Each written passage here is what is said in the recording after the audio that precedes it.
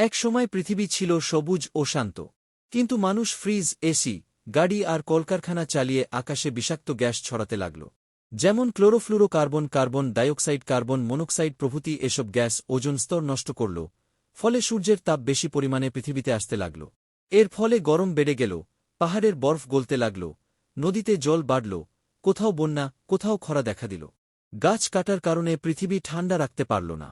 চ্যানেলটিকে সবাই অবশ্যই করে সাবস্ক্রাইব করে দেবেন। আমাদের পৃথিবী আমাদেরকেই বাঁচাতে হবে, এর জন্য আমাদের সবাইকে ফ্রিজ, এসির বদলে ঠান্ডা রাখতে প্রাকৃতিক উপায় বের করতে হবে, যে পদ্ধতি পৃথিবীর ক্ষতি করবে না। পেট্রোল ও ডিজেল চালিত গাড়ি বর্জন করতে হবে, তার পরিবর্তে ইলেকট্রিক গাড়ি ও পরিবেশ বান্ধব সাইকেল ব্যবহার করতে হবে। প্লাস্টিকের বদলে মাটির ও পাটের জিনিস ব্যবহার করতে হবে।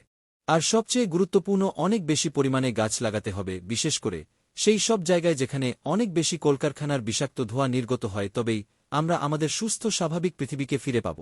প্রকৃতিকে ভালোবাসলে সে আমাদের রক্ষা করে। প্রাকৃতিক জিনিস ব্যবহারই আমাদের ভবিষ্যৎ।